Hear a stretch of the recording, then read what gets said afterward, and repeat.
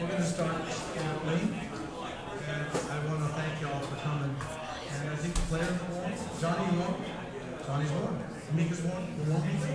Feeling good? Good. That's really good. All right. We're going to give it another 5 minutes or so, and then we're going to start these shenanigans. We were going to do the spot shot challenge at the start, but I think we're just going to get more to watching the players play. So, and then maybe so another 5 minutes or so, and we'll get rocking and slacking. Great, thanks.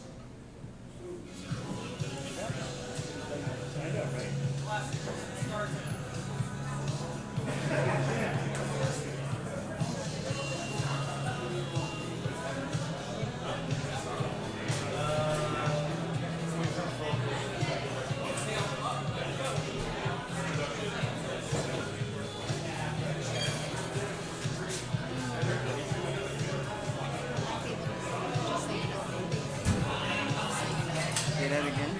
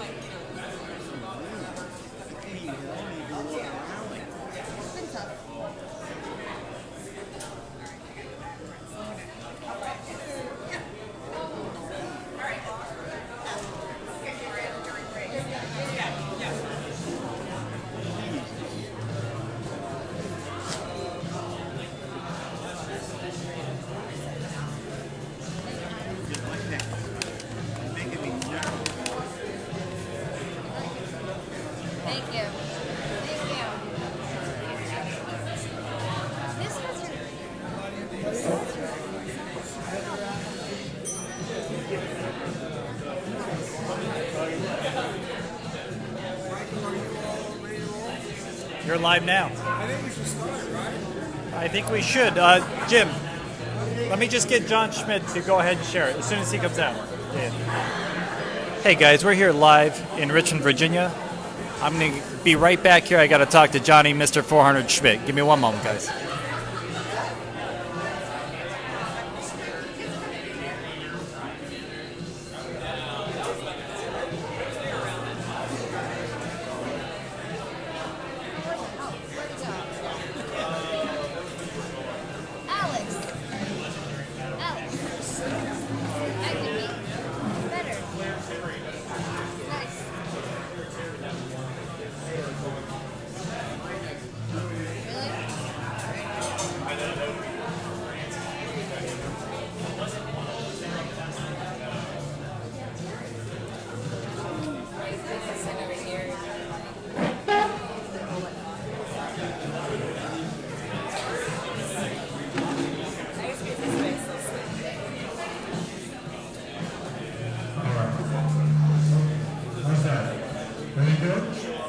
Happy day. Okay, here we go.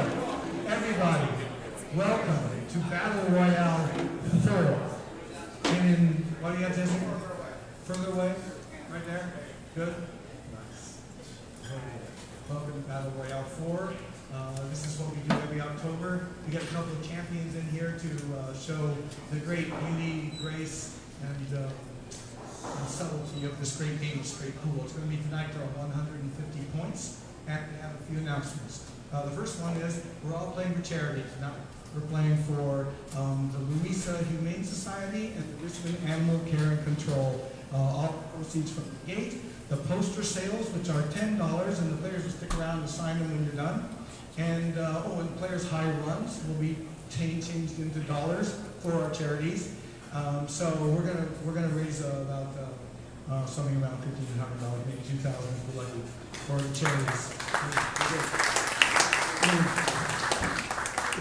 I think all of us here have hopefully been lucky enough to have loved and been loved by an animal, a companion animal, and I think that other people will think more than I, smarter than I, realize that a society is only as good as how it treats its animals, and animal cruelty is a terrible thing. And so all this money is going to go and help alleviate some of the suffering and get some homes for some of these wonderful, unlucky, forlorn, and beautiful creatures that are in places like the Louisa Humane Society. We really, really appreciate you all coming out, and we really appreciate the great players that are donating their time as well. Speaking of time donated, I don't see them, but you might notice our staff looks particularly as good looking tonight, because we had the barber at Hell's Bottom, Ryan and Anthony, come in and give us all haircuts today. They set up a chair over there and gave us all haircuts, gave Mika a haircut, Johnny a haircut, we all got haircuts. And our wonderful ladies went out to Immortal Beloved and had their hair done too. So we have no excuse for not being super good looking tonight, because they really did a good job. And they're, as a senior, this is going to be fun. As far as donated, they're all charity as well. Very, very cool. Very cool. And one other item about charity and pool is wonderful, and that is, where is he? Yeah. Behind the bar, that tall gentleman with the beard, that's Roman. Now Roman is beloved here. We love Roman, and Roman kind of writes his own ticket sometimes. You know, he comes, he works here, then every summer he kind of goes home. He goes home and he mows the lawn and drinks beer with his friend. I don't know what he does, but he's Roman and he goes home, but he always comes back. So this year, we had a tournament for charity among employees. Jesse, not allowed to play. And it raised money about $380. We called it the Homecoming Tournament.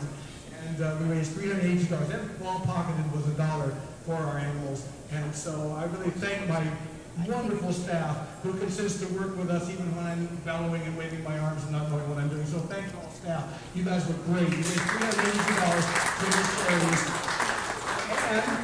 And this is the award ceremony part. Mr. Schmidt, would you come up here? They played last night in the finals, and they had guest celebrity fancy pool players being their coaches. And the winning coach was Johnny Schmidt, whom we'll introduce in a bit. But the winner was Chris Smith, our team manager, right here. Chris Smith, right here. Yeah, Johnny has a trophy for him. He's there for those things.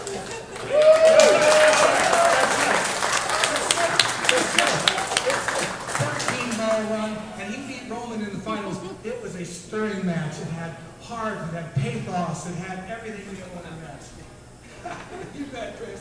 All right, awesome. Listen, cool. Okay, so the game today is straight pool, and I just wanted to briefly tell you a little bit about it. Most people know what it is, some don't. Straight pool is a game you play for 150 points. Each ball counts 1 point. You close the shot, you run 13 balls off, and you get into the next track with something called a break ball, which you will see these guys do. The straight pool is the most difficult, the most aesthetic, and the most deeply philosophical of all the pool games. And just follow along with the players, think along with them as they're running rats, like what would you do? And what I want to do is very quickly give a demonstration. We'll get Michael Yednak. Michael Yednak, would you please come down here? Michael's going to be commentating tonight. He's going to do a stream of slot. He does it for a lot of pro things. He himself is a beautiful touring pro from New York. And very quickly, he's going to show you some, here's right here. Michael's going to demonstrate very quickly the building blocks, the architecture, if you will, the Doric order architects, the Doric order of how to run a rack. Where you stop, draw, and follow really quick, and then we're going to introduce players when we play.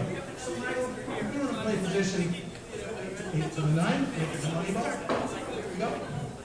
Michael wants to shoot the ball, he wants the cue ball to stop right there. He doesn't want the cue ball to go down there, or scratch there, or go there. So Michael's going to hit this ball firmly, and the cue ball's going to stop on a dime. Let's see what he does. Stop English. Voila. There you go. Hit that 9 ball and win the game. Hit the 9 in. Boom. So all these players are playing position on every shot all the time. Let's do draw. One down. We got draw now. Same thing. We're going to play position on well, Mika's wondering, I can do this shot. So, I think he's not wondering that. So, yeah. I hop it off the table sometimes when I do this, so be careful. Here we go. Draw it straight back to the 9 ball. Some stroke. Nice and good. Here it comes. Straight back. Easy shot. Put 9 in, win the game. And now, a little short. Yeah, it was a bit of an ugly shot, but we're fine. So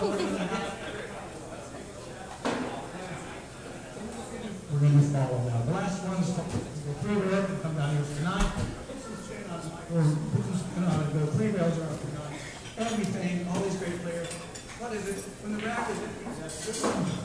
All right, Michael, you beat yourself in that shot. All right, Michael, get back. Very good. Thank you, Michael, for joining us.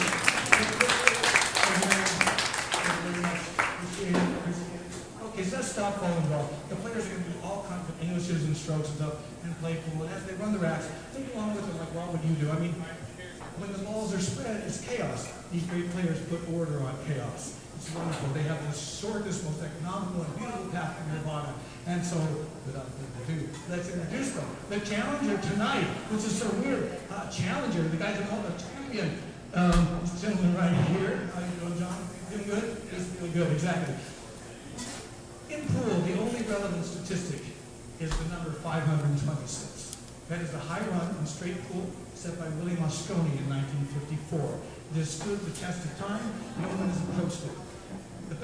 These two people here both have a chance of approaching that record. John Schmidt has won 400 balls in straight pool twice in his life. He's the only living human that has won 400 balls twice in his life. He's a national treasure, a world straight pool champion, a U.S. Open 9-ball champion, a grinding pool hustler on the road to spin in the box for $40,000 more times than I ever played $10.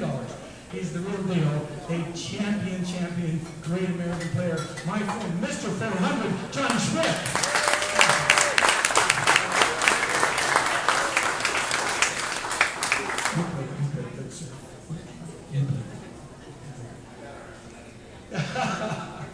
And now we have our champion, in a way he's our house champion. We have been open for 5 years.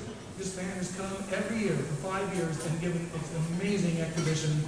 I can't tell you, as a friend, as a pool room owner, how much I appreciate that, and it just moves me. And we come to our little pretty room every year and show what a great player we have.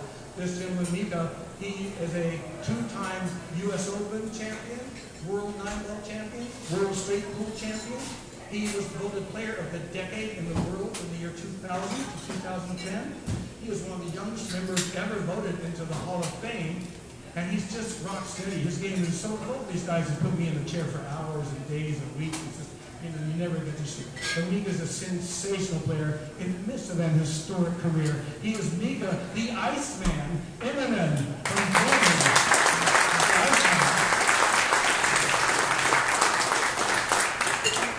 The Iceman is a nice man. There's no doubt. There's no doubt. I'm going to turn this off now because it's very confusing. We're going to lag the break, and the break opens with a safety because you can't call the ball out of the stack, so you're going to play a safety.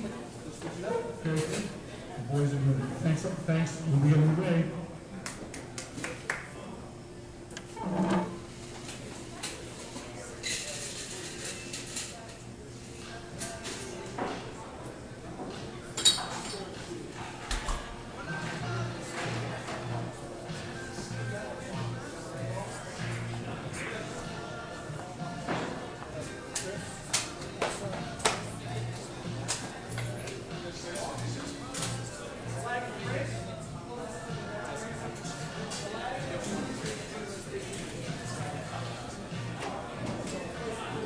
All right, guys, as you heard, we have Mika Immonen and John Schmidt starting the lag.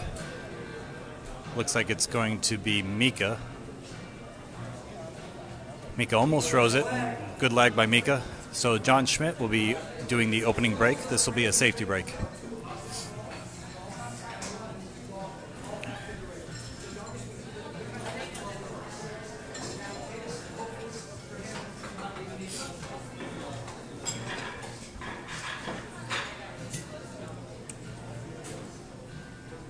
Right, guys, so the opening break, John's hitting the right side of the rack. So he's going to try to thin the 10 ball and bring the cue ball 3 rails around, banking the 10 off the short rail and back and the 13 off the long rail and back, and trying to leave Mika safe. This is a very important shot. John's going to check the back line. It's important that the back line's tight, otherwise he might have a little too much leakage. So he wants to have a nice medium stroke break where he brings the cue ball towards the predator chalk and then back out to the short rail and hopefully freeze on the short rail. This is a pretty strong opening safety. Mika's got to come with a really tough shot here. He's looking for dead balls first, and if he doesn't see any dead balls, then he's going to have to probably shoot at the 1. Looks like the 1 ball is his best option. This is a tough shot. If he misses, he'll leave the table wide open for John. So he's going to be very deliberate about this shot. He could also play a safety, but I think he's got to go for the 1 here. Now you'll see his fundamentals. He's going to keep his head nice and straight and try not to move at all.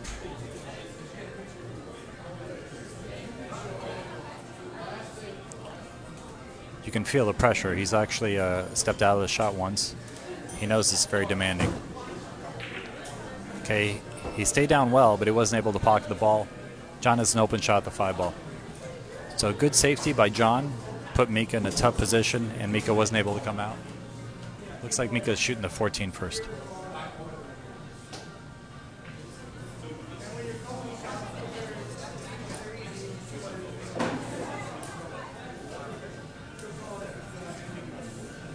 He's got the 2 ball or the 1 ball as an option. I believe he's shooting the 2 and coming down table to go back into the stack and open him up. So he'll play the 2 ball, probably play position on the 10 ball, and then open him with the 10. Okay, he came a little short, so he might play the 12 first. Maybe knock the 13 out, and then use the 7 to open him up.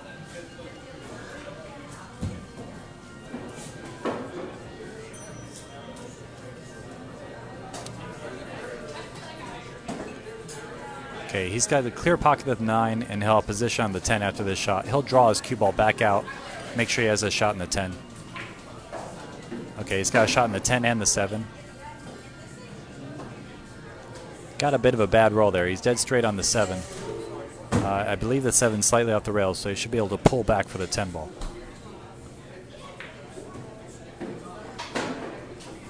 He knew he was going to have a tougher shot in the 10, but he's got 2 balls up table, so this isn't the worst result. He'll play position on either the 1 ball or the 6 ball next.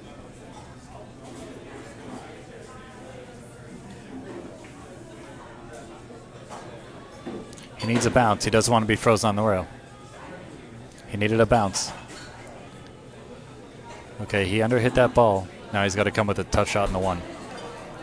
You can see how once you get out of line, how difficult it is to get back in line here. He's hit 1 shot where he got straight on a ball, sort of by bad luck. Now he's having to come with several tough shots. Okay, that was a great shot.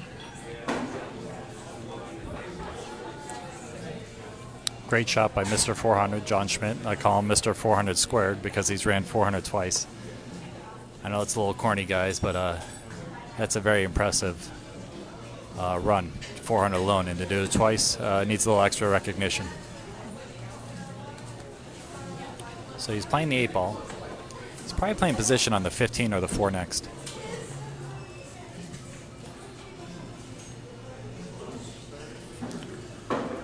Okay, he got a little squirrely here. He can hit the 15, but his cue ball is going to get out of line. I don't really think he can shoot that. I think he has to shoot the 5 ball now.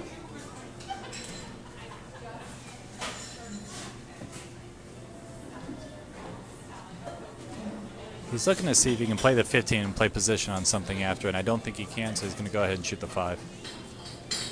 He really wants to get rid of this 15 ball problem.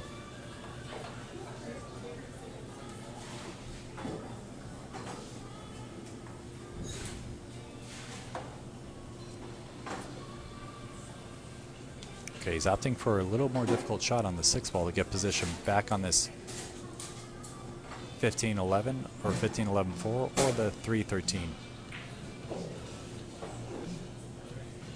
Okay, this is much better. He's got better shape on the 4, but he's close to the rail again.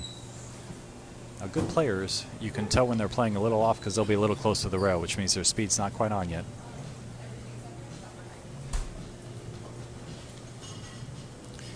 Interesting concept about speed. John was talking to me about speed control, and he mentioned that most speed control is really how well you pocket the ball. If you think you're going to pocket the ball in the middle of the table or in the middle of the pocket, then your speed control will be what you think it would be, as opposed to if you hit it to the right or left side of the pocket, where all of a sudden you're off by a diamond or 2 diamonds depending on how thin the ball is hit.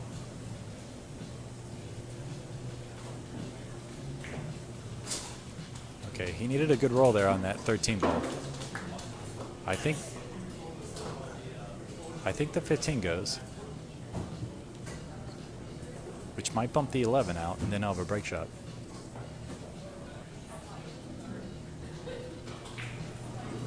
Oh, maybe the 11 goes already. If that's the case, it's going to go 4, 13, 11.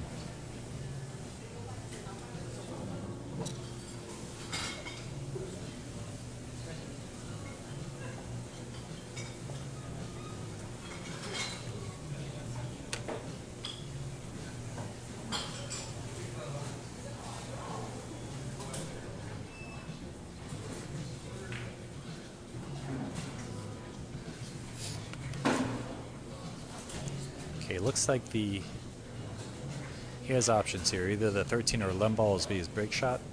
I can't see which one's better because I'm looking at it from the side just like you guys are. But it looks like he's playing position on the 11.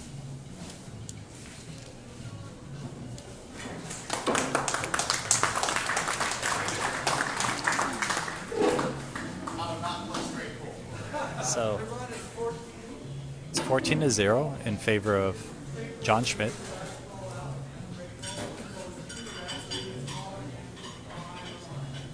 John played a real creative shot there. He made the 13 ball, knocked the 11 ball out of the stack, and left the cue ball inside the stack so he'd have ball man in the head string. This is a little bit more of a demanding shot, so I'm curious to see what angle John attacks this 11 ball, because most guys try to set up a little thicker than a half ball hit, and I think John's doing the same thing. This should give him real good access to the stack, but he won't have as much power, so he's more focused on pocketing the ball, getting a little bit of relief, and then going into the stack at a later time.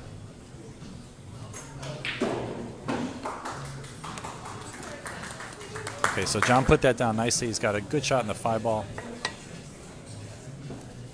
He's going to look for dead balls soon and see what his options are.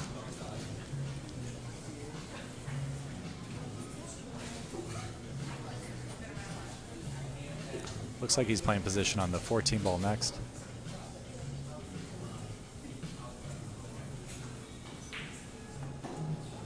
Now, you could have learned a lot by watching John Schmidt play straight pool. He really stays down nicely in the ball, very little cue ball, and little to no body movement when he's shooting. He wants to play position, I believe, on the 6 ball to open up the stack, unless there's a dead ball. He got slightly thin, but he can hold this, or he can go around the table here and get position on the 6. Okay, he held it. Maybe too good.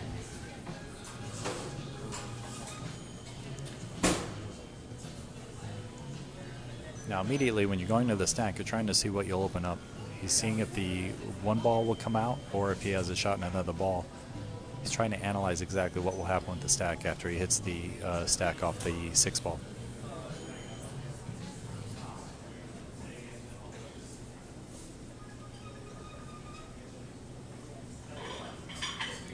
I believe they'll have the 8 ball or the 1 ball next. Possibly the 15 as well. Looks like the 15 came out. The 3 ball blocked it slightly, but he has either a shot in a 3 or 15 unless he's got to play a combination of some sort. Could also go rail first if he doesn't have a clean shot at the 3.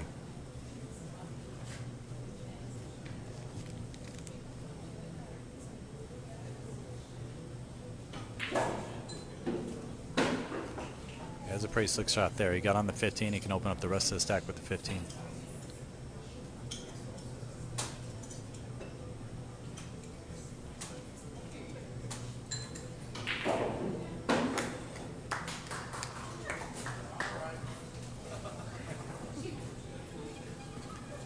Okay, so looking at this, he's got either a shot in the 4-ball or the 13 ball as his break shot. So he's got to decide how to either maintain one of those two balls or what he's going to do to create a new break ball.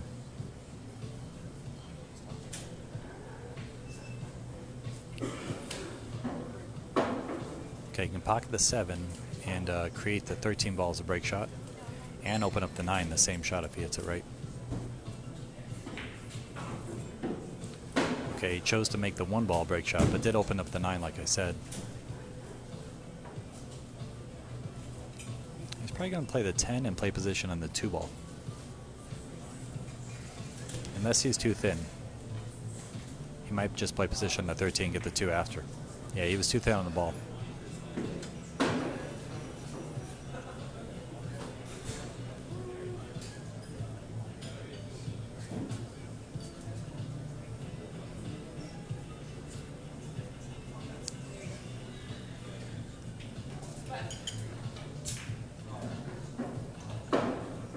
Looks like John's thinking 2, 9, 13, 12. And he might play the 12 up in the other corner.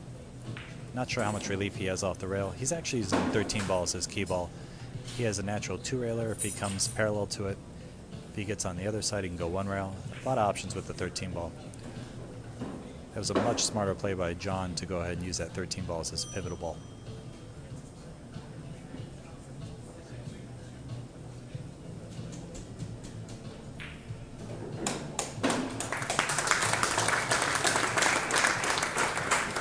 Current score is 28-0 in favor of John Schmidt.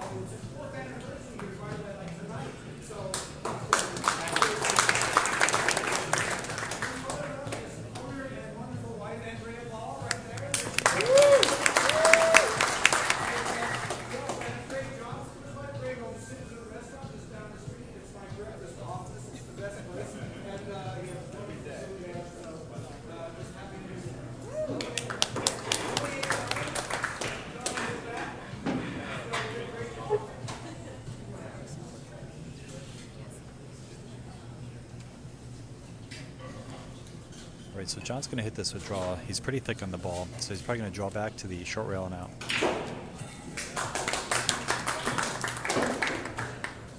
Okay, he actually hit the bottom side of the ball, which made him go to the long rail and back out. This is an ideal situation for John. He stays close to his work and can play the 8-ball and then the 11-ball next. Or the 4-ball and the 11-ball next.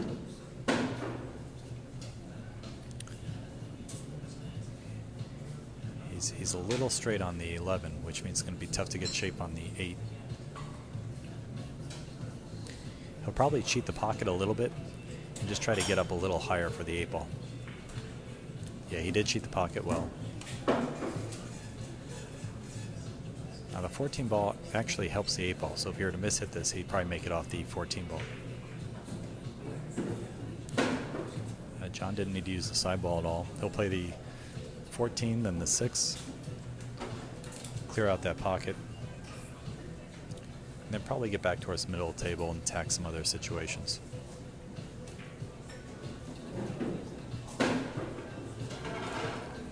Okay, John mishit that pretty well. He needs to come in with a good shot here on the 6, and then probably play the 13 ball after. That was a positional error. With the bridge, it's always difficult to judge your speed. He rushed a shot a little bit. I suspect that's why he mishit that. I think his only legitimate shot is the 6 ball.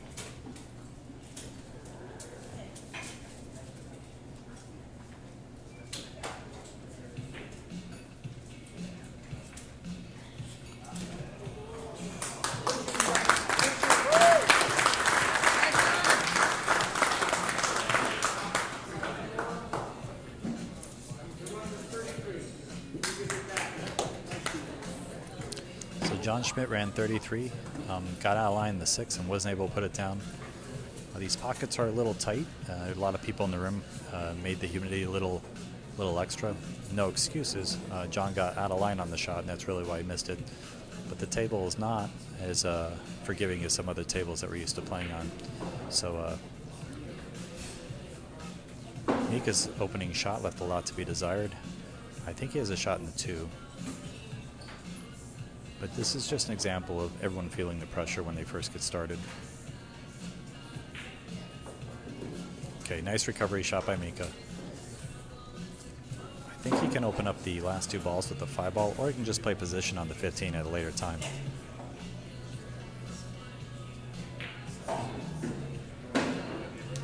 Okay, he was able to create another break ball with the 15 ball off the 9 ball. That makes his run a lot simpler. He can play the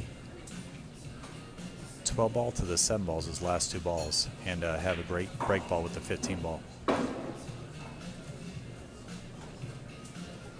He could also play 6, 12, 3, 13, 7, and still keep that 7 ball as his key ball to the 15 ball break shot. I think based on what I'm saying, that's what he's going to do.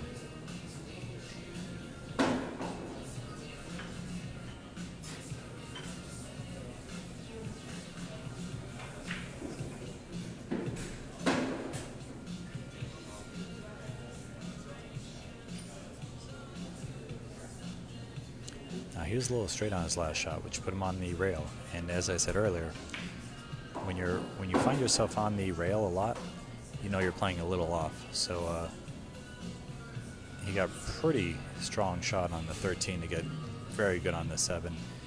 He can either go back and forth or hold it for the 7. He was able to hold it nicely, has natural shape. He'll go to the rail and out for position on the 15. Or he can just follow a little bit, whatever he feels is best.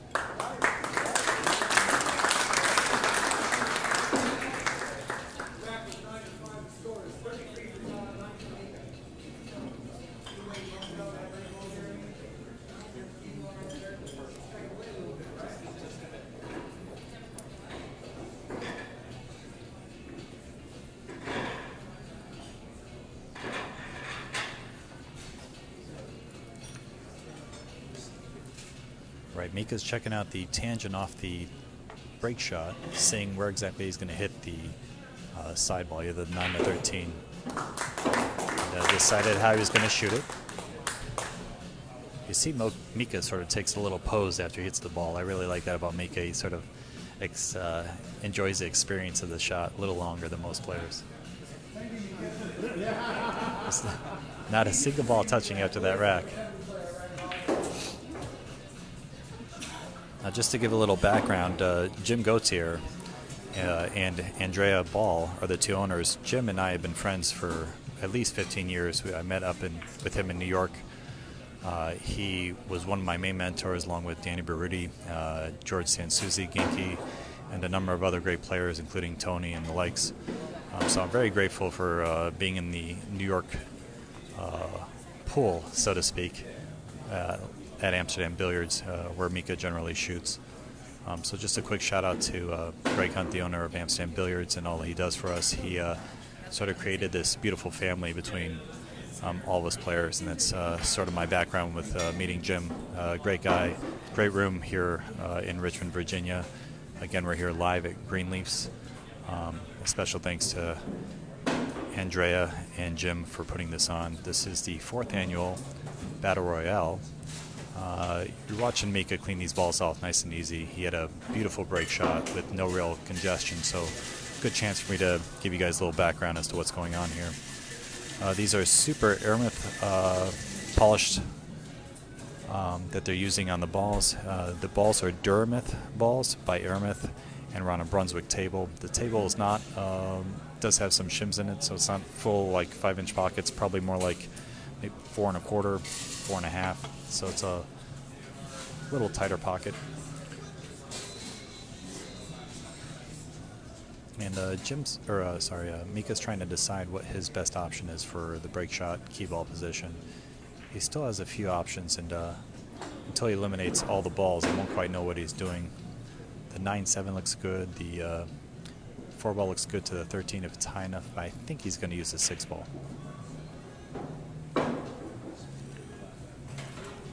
I think he's going to go 4, 7, 13, 5. 5 in the side, 6 ball break shot.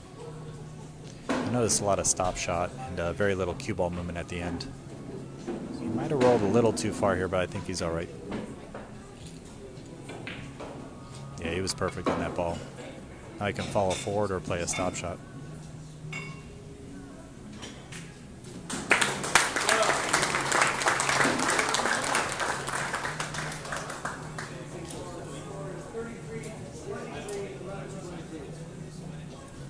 Current score, guys, is 33 for John Schmidt and 23 for Mika Immonen. This is a race to 150, and Mika has a perfect break shot here. He'll hit this with follow and just demolish the rack.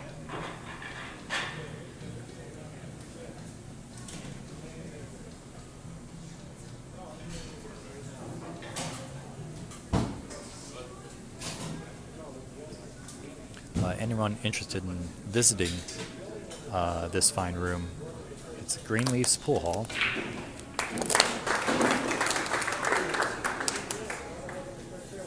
The address is 100 North 6th Street in Richmond, Virginia. 23219 is the zip code. At any time, you can make a phone call at 804-303-7102 for anyone that would like to make donations to the charities that are involved. Mika's back on a run here. Let's see what he does from here. I'm assuming he's going to shoot the 12 ball next, but he's looking at the 15. I like 12-3-1 and getting rid of some of these balls that are against the rail. Or 12-1-3. He got perfect shape on the 1. I think he can make the 1, clip the 7 and 9, and then play position, or he can play the 3.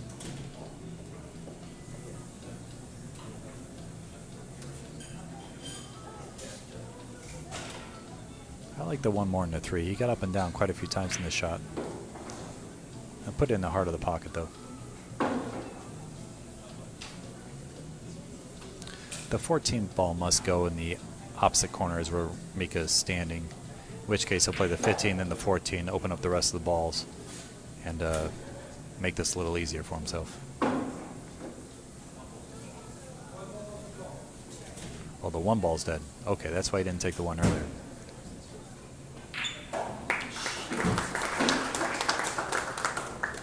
I believe he's got shape on the 10 ball, and from there he can play the 11 after. Now he played a stop shot there, so that 10 ball must go. He might play position for the 7 next. Yeah, he got in the 7 and the 5 and the 8. If he can get rid of those 3 balls sort of in the middle, the 8, 5, and 11, it's ideal typically to get rid of balls underneath your break shot, which I believe will be the 14 ball.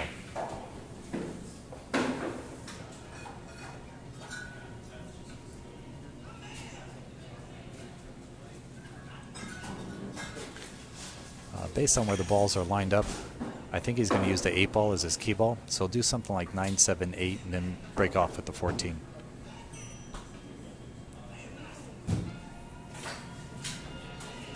Okay, he's going to go 7, 9, 8. This is just as good. He needs a big bounce here. Okay, we're now in recovery mode here.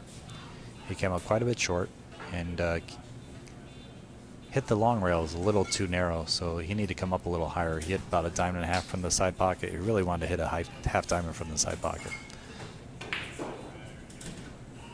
Okay, so he's going to use the 9 ball as a break off instead of the 14 because of that error. Okay, might have hit this too hard. He hit that way too hard there.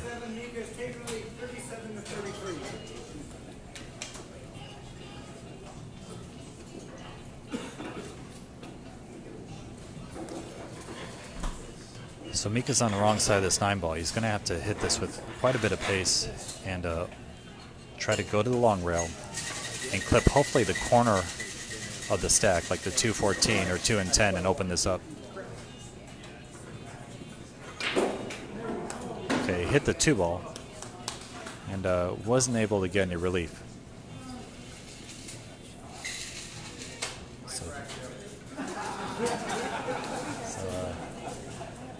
That was a 38-ball run.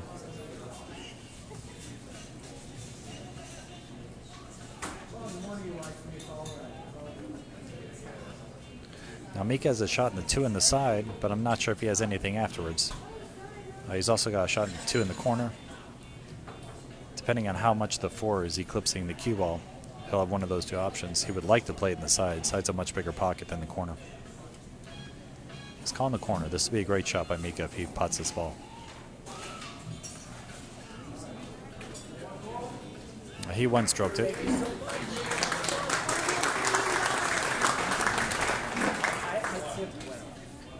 Current score is 38 Mika to 33 John. Both guys are in a bit of trouble here. Mika didn't give up much of the table by missing that shot unless there's a dead ball in the stack. John's going to take some time, circle the table, and see what his options are.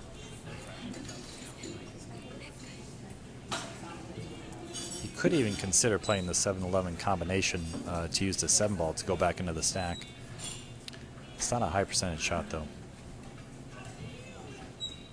Yeah, you see him looking at that? He's trying to see what his best option is.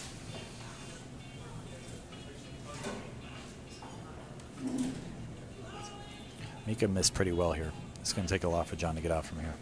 Pretty strong, but he just wasn't quite able to nibble out the 11 or the 7 there. That was a very creative shot, very good approach to attack those balls.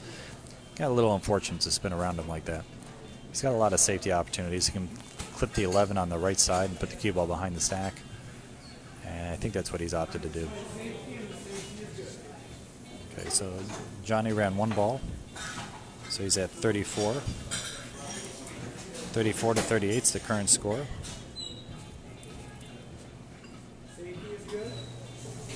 Mika played a return safety.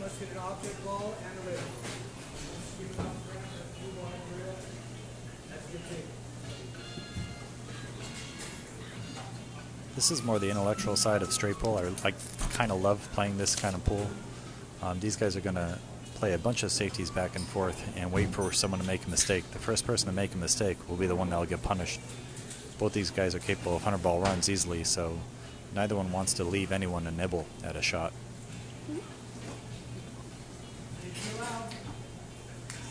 Strong shot by John.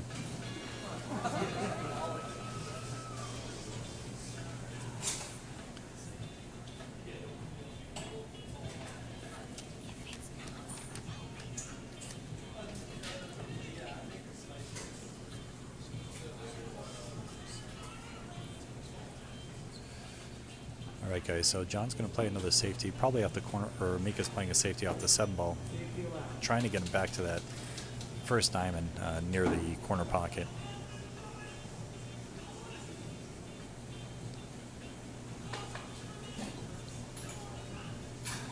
So John Schmidt typically lives around the Monterey, California area and plays out of Easy Street Billiards. He's sponsored by Predator Cues, Reveal Shafts, and Easy Street Billiards, so we want to do a quick shout out to them. He's got a wife that'll be tuning in, and his father, Felicity. I hope they're having a good time. And Mika Immonen is sponsored by Mez Cues, Town Tips and Chalk, and also Amsterdam Billiards. He's playing with the new Mez shaft. If you haven't noticed, it's a carbon fiber shaft. I know a lot of people are interested in that. It's called the Ignite 12.2 shaft. That'll probably be available at the Super Billiard Expo, so anyone interested in that should probably check out the Mez booth at the Super Billiard Expo.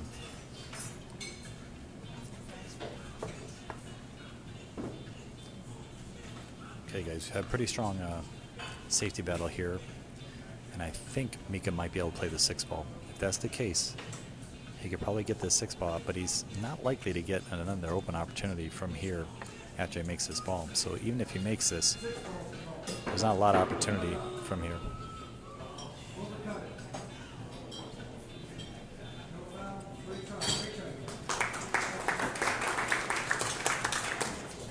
So both players are still in a bit of a bad spot here. This stack is locked up. There's no dead balls or wired balls, or else John will be shooting at it right away.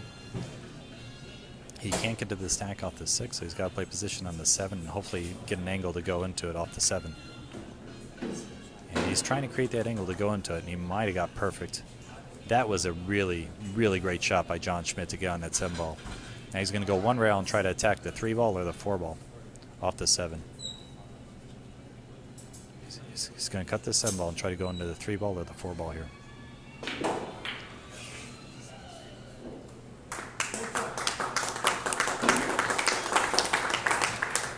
Now that was a good shot, but the shot previous where he got on that ball was a great shot.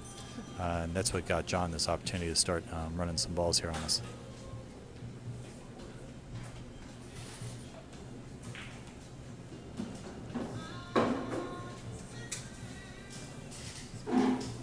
For anyone just tuning in, this is a race to 150. At the start of this rack, it was 34 to John and 38 to Mika.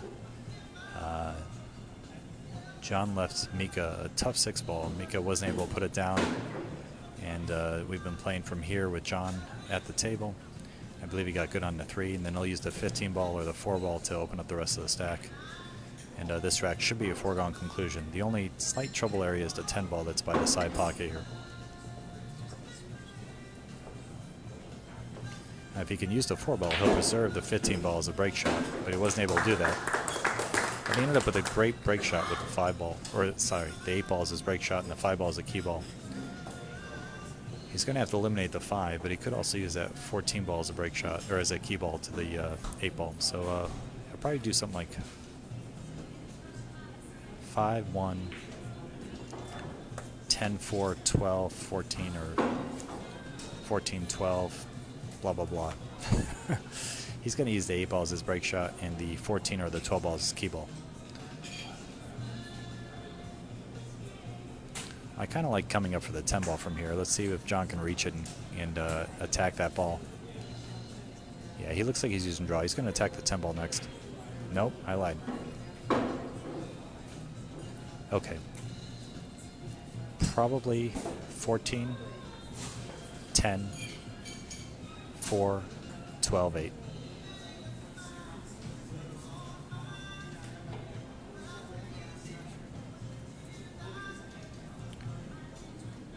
Fourteen, 10, 4, 12, 8.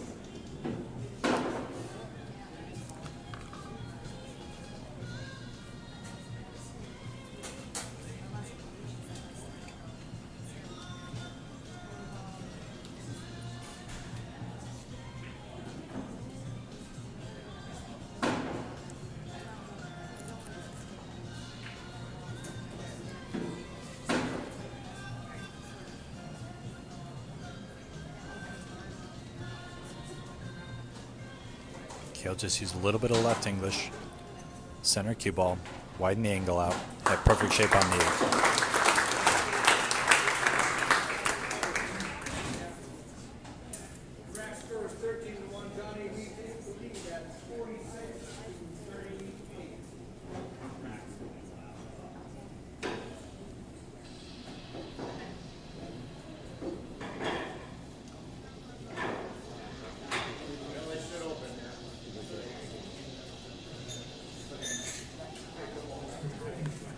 John's on a 13 ball run. He's got a great angle on this 8 ball. They should open wide up. Just has to stay down, make sure he pockets this 8 ball. Can't afford to miss this 8.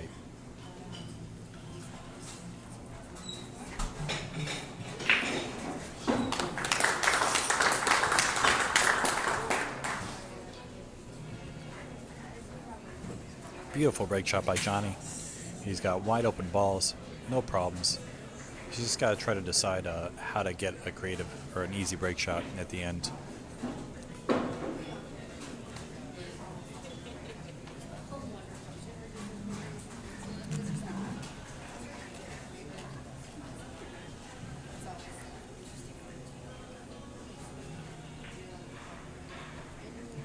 probably try to get rid of the 7 and 3 situation pretty soon. He can use the 1 to get there or the 2 ball. Or a 10 ball on the side. It's a little creative. He might be trying to develop this 1 ball. He did just that. He developed the 1 ball perfectly. It's a good shot.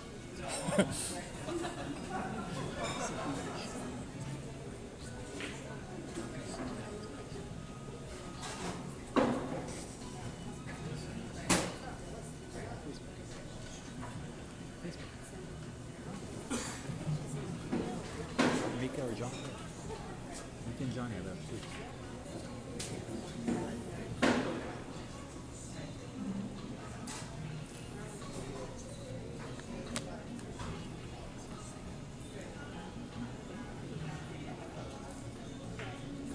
Right, by creating the 1 ball as a break shot, he has the 11, the 15, the 4, all his key balls, so he's sitting really pretty here.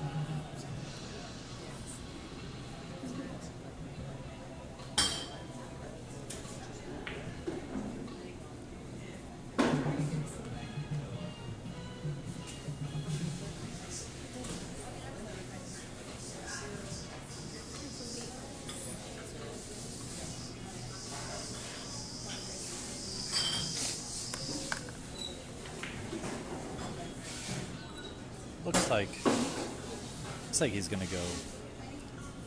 He could go 4 in the corner. He could go 4 in the corner, stop shot, 6 ball on the side, 15 ball on the side, and be perfect on this 1 ball.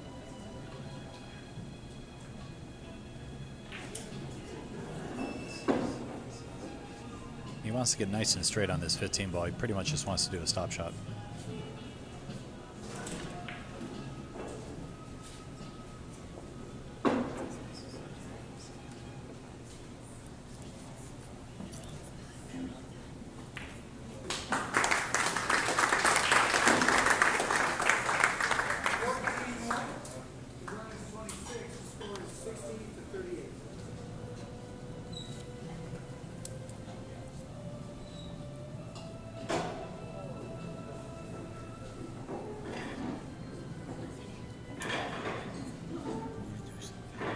Current score is 60-38, guys.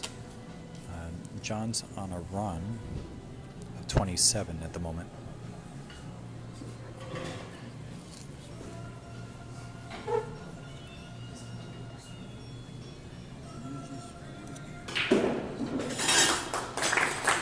Beautiful break shot. He'd like this 10 to hold up, so he has an easy shot in the 10. Looks like it did, so he might play the 10 or the 14 ball in the corner. He's got a couple options here. Guys, I'm going to have, you're listening to Michael Yednek here doing the live commentary. I'm going to have Alex Masucci join me here in just a moment, and we're going to talk about this match together. How you doing, Michael? I'm wonderful, Alex. How are you? Well, I played John Schmidt today. I did a lot of racking. Yeah, he'll do that to you. I racked more today than I racked for anybody in my life.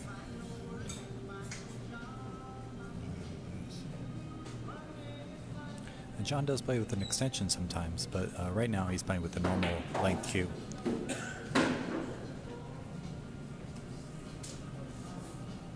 Oh no, he does have an extension on there. Okay, so he is playing with the extension, which is why there was a little bit of difficulty in him reaching that shot. What do you think he's going to do from here, Alex? I'm surprised he's going to play the 8 ball. And I see the angle, but I think he's going to come around into those 7 and 3 or whatever it is. They're all kind of congested. He doesn't know what he's going to do from here. I didn't realize that he had the extension on it. Let's see. I think he's going to come off the route. Yeah, he's playing for the 15 ball on the side. I don't think the 7 ball clears, so he's going to play for the 15 on the side. Maybe play position on the 5 next.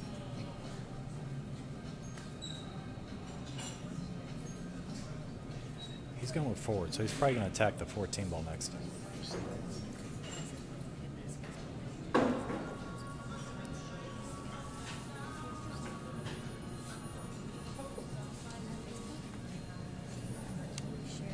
think he can draw back for the 13 ball here and then open up the rest of these balls. That make the rack a lot easier. The 7-3-9 is still a problem.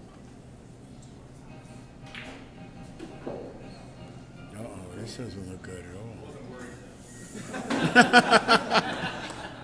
How's he going to get out of this? I think he might be stuck on the 9 here. He's stuck. Corner hook for the 9. Maybe He's not. Yeah, he's getting down and shooting, so you can see it, and he's got the right angle to go into the stack, so this worked out well. Boy, I thought he was snookered. Yeah, I thought he was in trouble.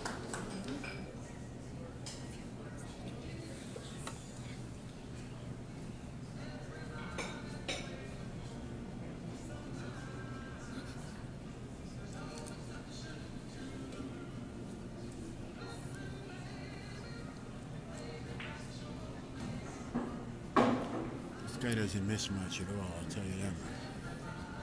He's going to play the 11, attack the 4 and the 2, and then the 6 ball, I believe.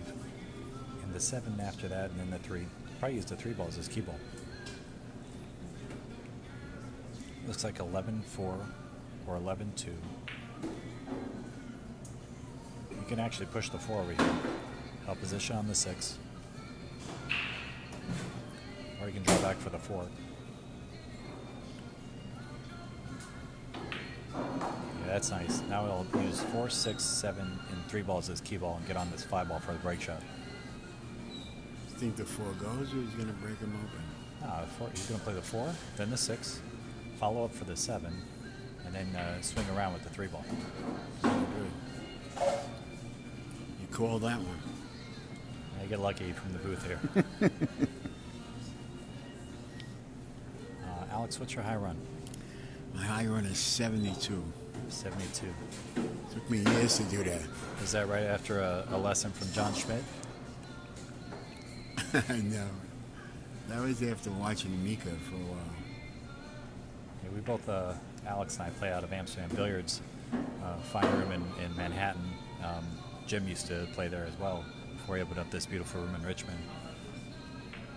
But Mika, we have Thorsten, we had Danny Baruti for a while. A lot of great players that would go through there and help us out in our game. Great players. One of the greatest players, Ginky, was there for a while. Tony Robles still plays out of there now. He's the house pro. Yeah, there's 3 of us there right now. We have Tony Robles, myself, and then Sean Morgan. All of us are very happy to give lessons. Anyone interested, you can reach out to my Facebook page. I can advise you guys to the other people if you're interested in lessons from them. But yeah, great room to play and great room to learn. I know I met a lot of mentors out of there. Michael's an excellent teacher. I'm just about to take a lesson with him when we go home. Boy,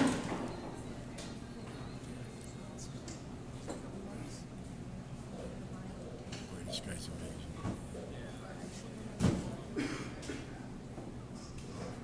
Current score is 74-38 in favor of John Schmidt. Mika's in the chair, hoping for an opportunity any moment so he can get back to the table and do some damage. Johnny's a straight shooter, though. If he doesn't get lucky, then John could run this out from here.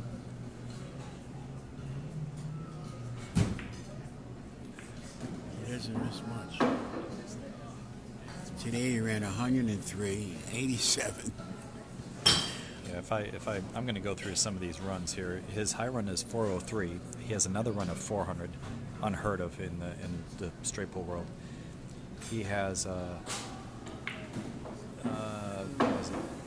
9 300-ball runs, over 300-ball runs.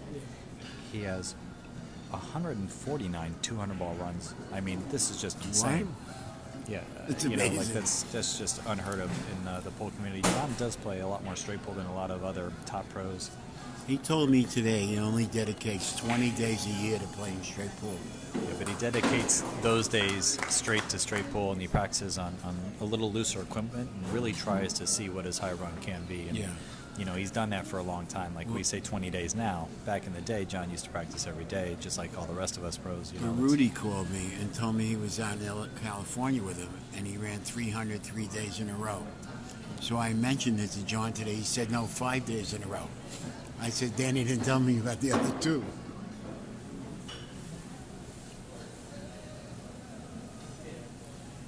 Well, this seems pretty elementary. Definitely. He's got this little cluster with the 13, 15, and 14. I believe that he can play the 6 ball and then the 14 once he gets rid of this 9 ball. And then he'll just have to deal with the 13 and 15. Now, if he can attack the 14 first, then the 13, 15, and 6 all go, which is what he's done. So that was a very smart play by John. Now all 3 of those balls go in the other pocket, and he doesn't have any more problems. Amazing. So he can play the 11 here, play position on the 13 or the 15. Generally speaking, you want to get rid of the internal ball because that makes you have more options. So if you can play the 13 first, he'll play that first, but he doesn't necessarily have to do that.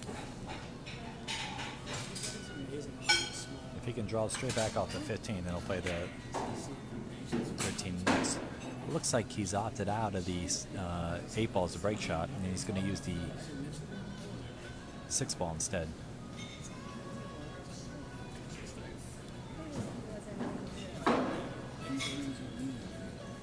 He got a little narrow on this 15 ball, so he might bow out and play 6, 8, 15 instead, or he'll play the 15, come straight through the middle and play the 8, use the 8 to get position on the 6 ball.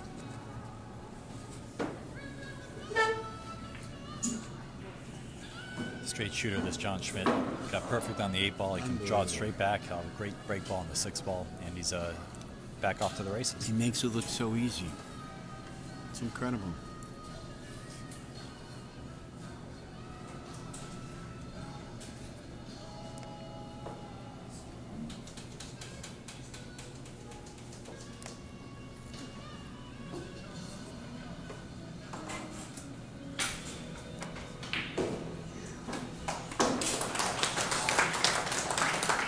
Great shot there.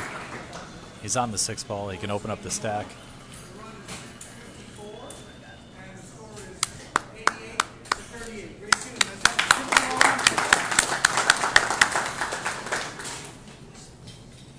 So Johnny's currently 50 balls ahead of Mika at 88 to 38.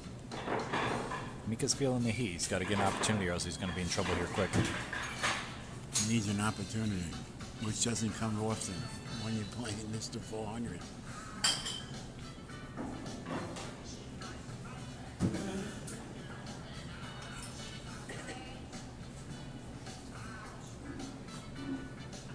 I was talking to John Schmidt this week, and I've had a lot of good experiences with him talking to me about straight pull and how he approaches it. And I can tell you guys, anyone interested in learning straight pull, you gotta get some lessons with John. Now, I know, Alex, while you're here, you'll probably hit him up, but amazing teacher, super nice guy. Very nice guy. Very willing to share knowledge that you just don't hear in He gave other me some teachers. lessons today. It was amazing. I have to change my whole stroke. Stuff you never heard about, right? Yeah, you know, he explained the stroke like you're in water. And you gotta, it was just, you can't really. But I played him a game of 1 pocket, and I ran 5. I scratched. I almost had him.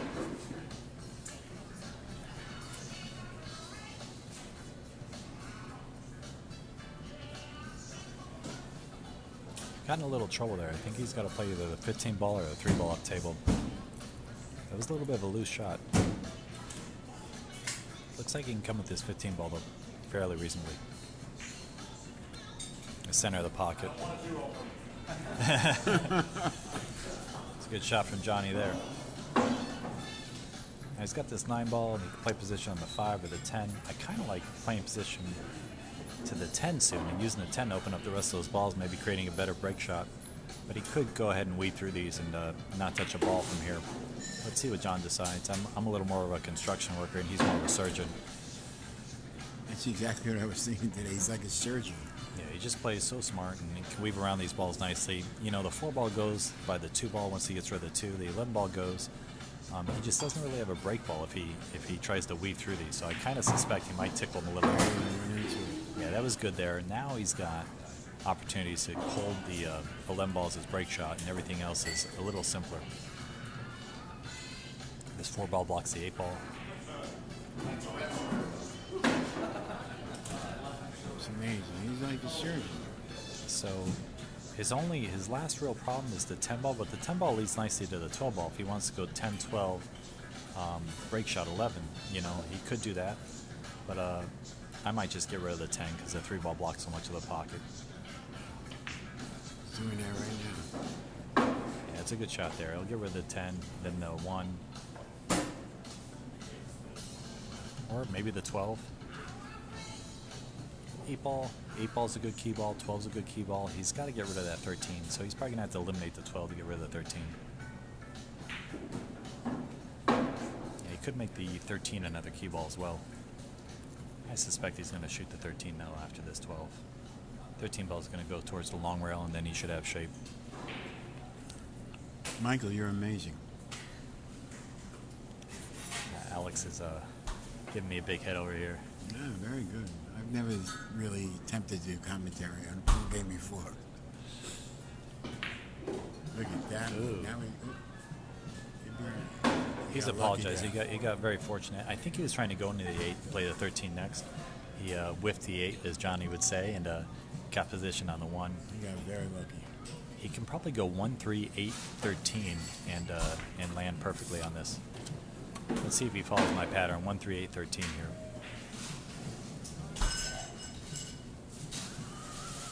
So the 11 is out of the pack. Yeah, the 11 ball is going to be his break shot. Yeah. Very easy to see now. 8, 11. 8, 13, 11. He's on. Yeah, he hit that really nice. He hit like a stun follow and just rolled up a ball. Got perfect on the 13. He'll follow up one rail and get nice and towards the center of the pool table here. That's very good positioning.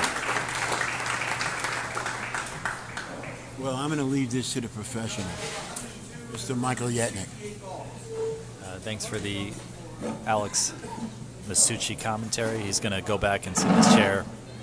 I'm sitting next to my beautiful wife, Christine Jagdale. I'll do a quick shout out to her. And we have Andrea Ball next to her and Jim Gautier, the owners.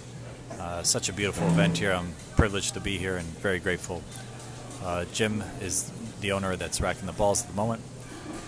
And I believe Johnny's going to hit the 4 ball here. So he can hit this pretty strong and control the cue ball. This should be a nice, looks like he's going to hit it with a stun draw shot. Or he can draw it all the way back and up. See what he decides here. Yeah. He did a stun draw. Got some options here. It's nothing real easy. I think he can play the 5 ball with a stop shot and have position on the 4. I didn't see the 5, but looks like a 5 stop shot and then the 4 ball next, or maybe the 15.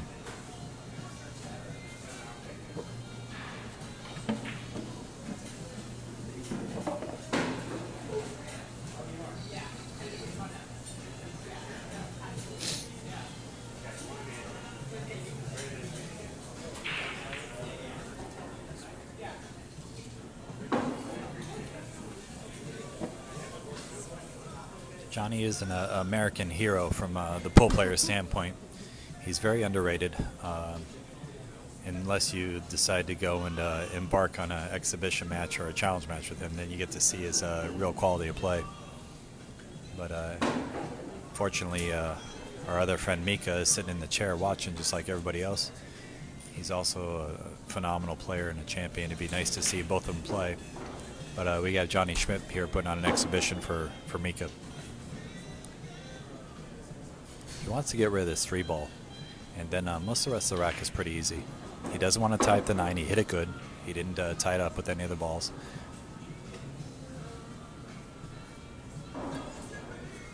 He might be able to play the 15 ball and push the 2 ball up. Doesn't look like he has that shape yet. Okay, he's got the 13 next. Can play position on the 12, the 9, or the 15. Okay, he was able to develop the 12 a little bit there. He's got the 9 or the 15. He's going to take the 9 first, I believe, because the 15 does block the 2. But right now he's straight on the 9, so he could pull back for the 15. He's got options here.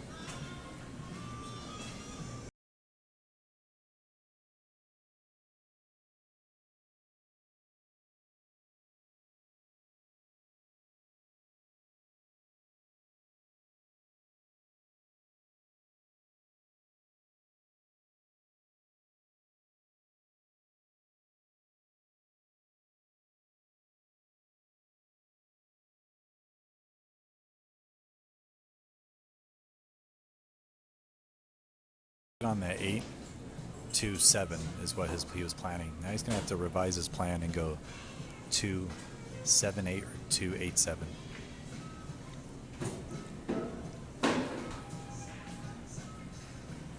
We could use the 7 ball as a break shot. Yeah, he's going to bow out of the 7.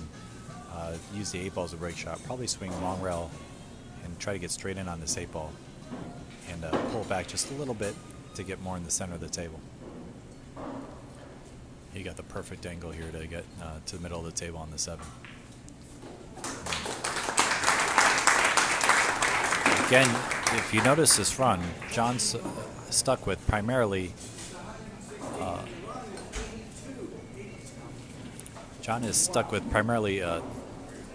high break shots. The 7 ball is a high break shot. His previous break shot was a high break shot. He's doing really well here.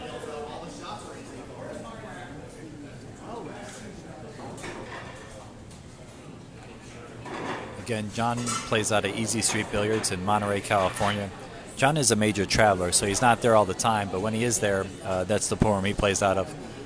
Just like Mika sort of travels around, he plays out of here when he's in the Richmond area, he plays out of Amsterdam when he's in the New York area. I'm sure he has rooms all over the world that he can jump in on. But we're watching John Schmidt play with a Predator shaft. This is the Revo. He plays with 12.4. He had a beautiful break shot there. He's got the 14 ball and then the 10 next. And back off to the races here. He's trying to look for a secondary break shot. This is not as rudimentary as the other breaks, as the other racks were.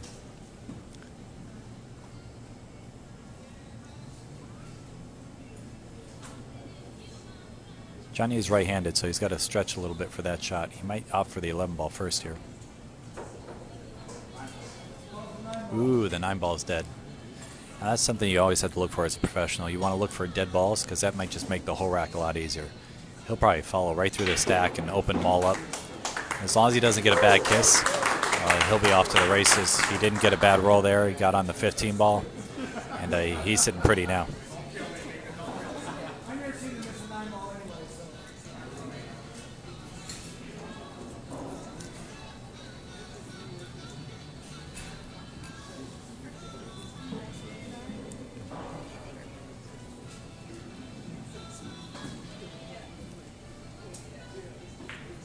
I should mention the food here at this Greenleaf's pool hall, absolutely amazing.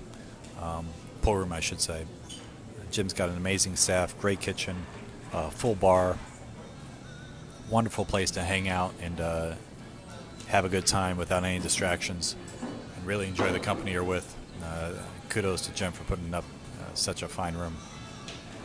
Back to this match, John has a couple choices here.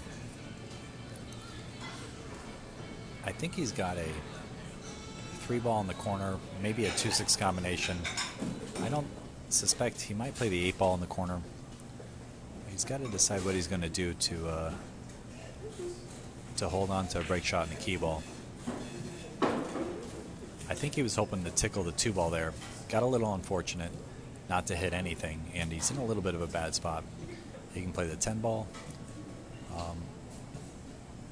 And he's got to play position on something else. He's jacked up over the 8, so this will be a good shot from John and a challenging shot.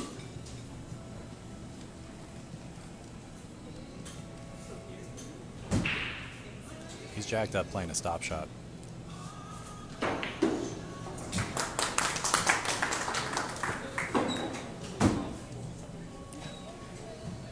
Johnny touched the 4 on the stroke.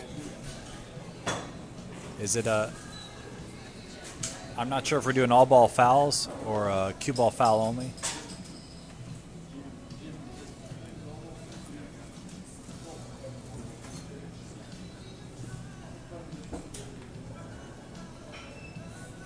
So generally in the U.S. we play cue ball fouls only, not all ball fouls. He did hit the cue ball first and then touched the 4, but this is not all ball fouls, so there won't be a foul called on John. And he's playing a 2-6 combination here. This will be probably the best shot of the match if he makes this.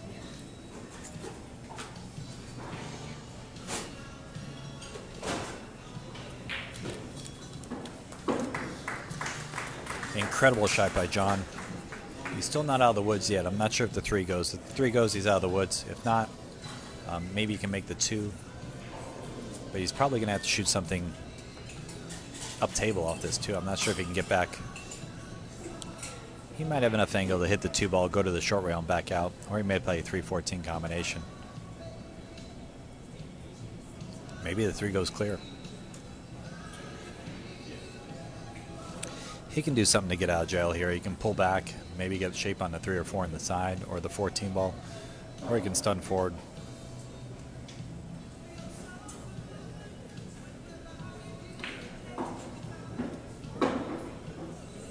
All right, he finally got in jail there. He might be able to play the 4 ball off the 3, play a carom, or he could play safe.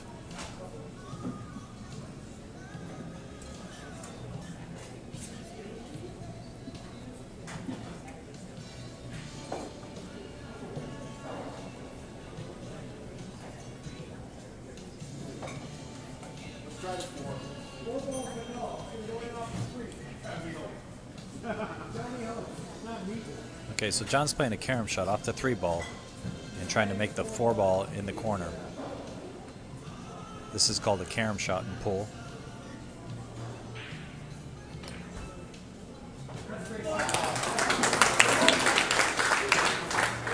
Not easy to judge, but he hit it great. John can play a 13-5 combination, or he can play a 14 ball in the corner. He's got no easy shot, but the 13-5 is his next shot. And he could have got a better roll there, but didn't. He's going to have to play another incredible shot to keep going.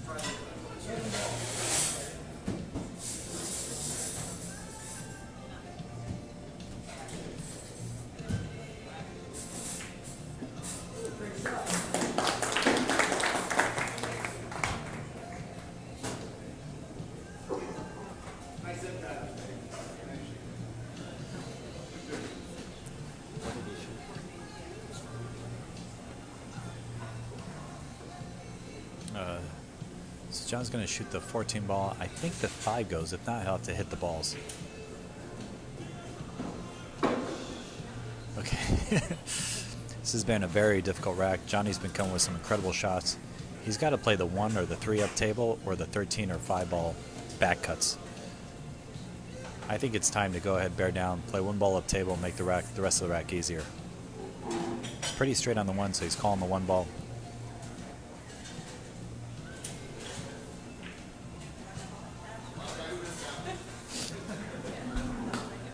Center of the pocket. If he can go 3-5 and land on the 13 ball as his break shot, this will be a very, very difficult out that John pulled through. And he's able to do it. He was able to kill the cue ball, stay good on the 5. He'll get underneath the 13, and he'll be able to hit the rack and go on. What a great shot from John. What a great rack. That was a tough rack, guys. I don't know if you guys can recognize how difficult that was, but any player that can get out the way Johnny just got out shows his shooting ability. And people talk about straight pull as being a pattern game. You can see there Johnny had no easy pattern, just forced his way through the rack and was able to do it. That is the quality of a champion. Mika's done very similar things. I've seen him do it on YouTube. Super strong player. Again, his opponent's just running a lot of balls and holding them in the chair. Quality pull from John Schmidt. For those of you that are watching on the live stream, I'm sorry that I haven't been able to make any time to talk about the comments. My wife and I have been trying to put this together as best as we can, and haven't had the opportunity to check that because we're focused on some other aspects. John's put on a clinic over here, so I'm just trying to give you guys some insight into what he's thinking and how he's approaching the rack.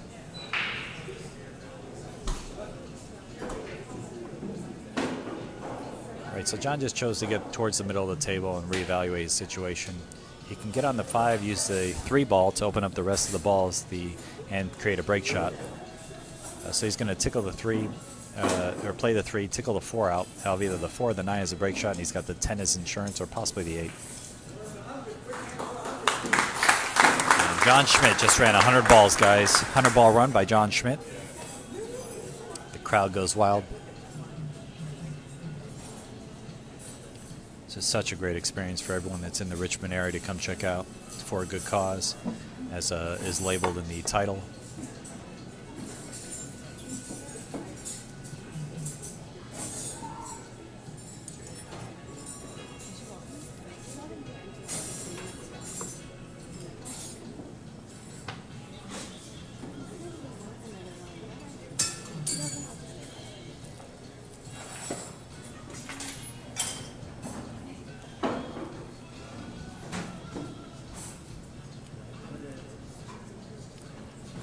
The 10-7 is still going to be a problem this rack. I believe it's the 10-7, maybe the 12-7 actually. Yeah, he shot the 10 earlier. This is 12-7. Sorry, 14-7. He's got the 11, 12, 1, and then he'll get on the 15. He wants to make this a half-table game. The 14-7 may be wired to the corner. If that's the case, then he doesn't have to do anything with it. If it's not, then he's going to have to find some way to attack it.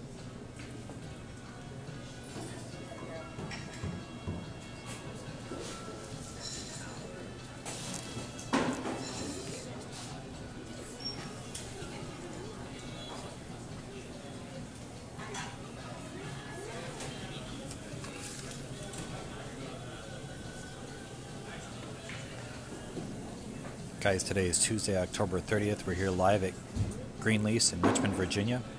You're watching John Schmidt at the table, Mr. 400, versus Mika, the Iceman Immonen. Mika's in the chair like the rest of us, sweating this beautiful game. Johnny's going to hit the 8 and open up these 2 balls. Smart play by John. Jim Gautier, Andrea Ball are the 2 room owners. Beautiful shot by John there.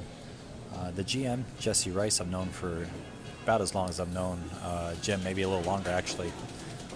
Another person I met in Amsterdam. Such a beautiful family we've had there. The staff here has been stellar, guys. Anyone interested in getting drinks or food, can't find a better place to go out and hang out in the Richmond area.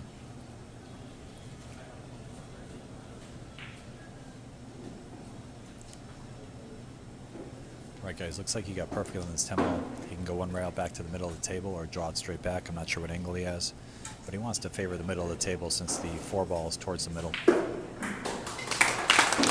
Looks like he landed dead in the middle.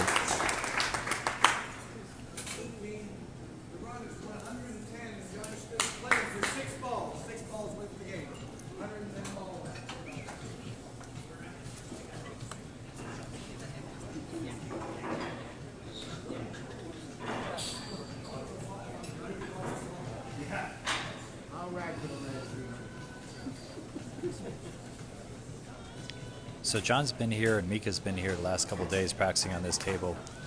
Both of them are very capable of running a lot of balls. Probably let Johnny keep running after this and see how he does. He just needs to keep getting a shot after the break shot, and he'll be all right. Looks like the 7 ball on the side's his go-to here.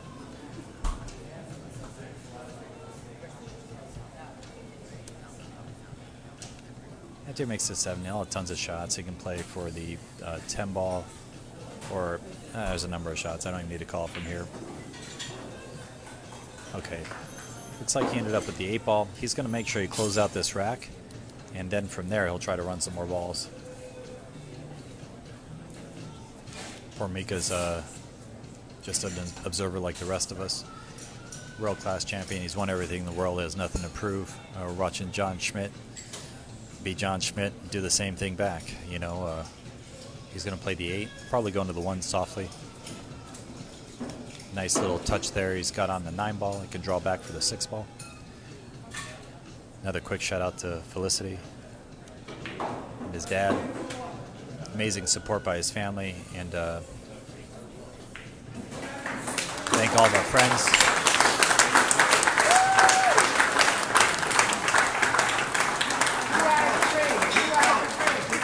We're gonna let them.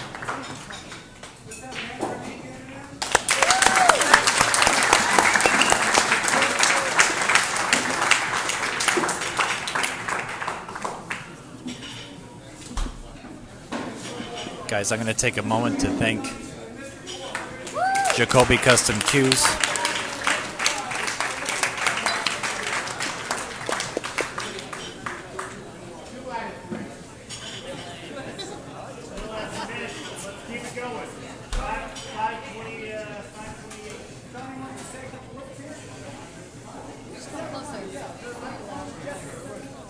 Guys, I'm going to thank Jacoby Custom Cues, Kamui Products, and Predator Equipment. They're my main sponsors. Amsterdam Billiards as well. My beautiful wife, Christine, amazing support. And all my friends and family and everyone that watches these streams. You guys are amazing. I hope you guys have enjoyed this. The run is over. John Schmidt is victorious over Mika Immonen. Previous Battle Royale members include Danny Baruti, my friend, mentor, Thorsten Holman, another friend of mine, and Jason Shaw. All these guys, amazing people, good players. Mika's a great player. I've been playing him 20 years, one of the best players I've ever seen. And he was a gentleman there because I might have fouled there, I might not have. But it was classy of you to let me keep shooting because it was close. My ring, when it hits that 3-volt, makes a loud tick. So I wasn't sure the pace. But I didn't think it was a foul, but you let me slide. I owe you dinner. Jimmy, thanks for having me. And it's really nice to see everybody out playing straight form and come down tonight. I appreciate it. It's a huge honor to be invited. Excited to be here. Again, Mika could have done the same to me. He's done it many times, so I'm very fortunate to sneak that win by him. He's a great player, one of the best I've ever seen, and just happy to play well for you guys. Thanks for coming up. And thank you to my sponsor, Easy Street, and the Predator Cues, and my wife, I love you, honey, and see you in a few days.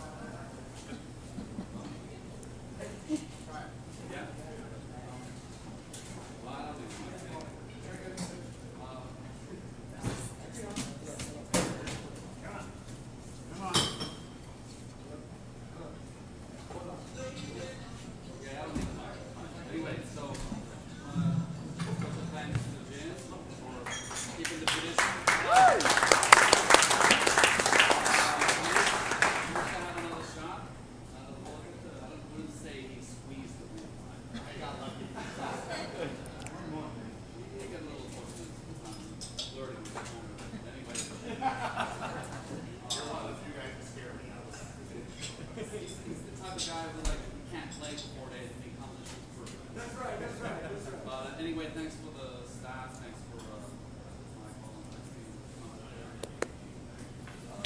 thanks for all the charity and everybody in the house. So what can I say? It's keep the tradition alive and next year. Thank you.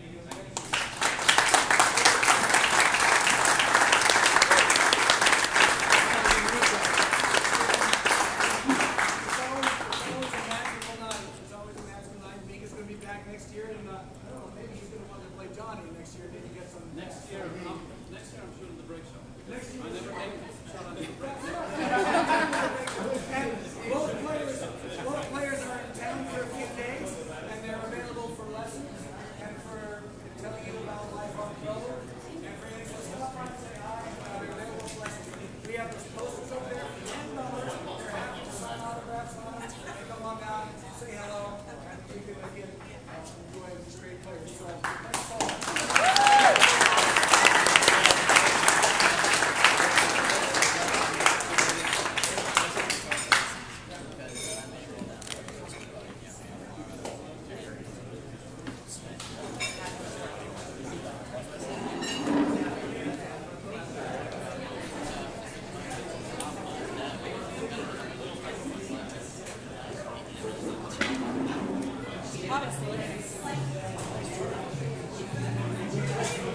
Guys, just a reminder, all proceeds go to Richmond Animal Care and Control and Louisa Humane Society. Pleasure, guys, being here tonight. My name is Michael Yednak, signing off. Again, Tuesday, October 30th. The start at 7 p.m. What a beautiful event. Special thanks to John Schmidt, Mika Immonen, Jim Gautier, Andrea Ball, and all the staff here at Greenleafs. Thanks so much, guys. Take care. Good night.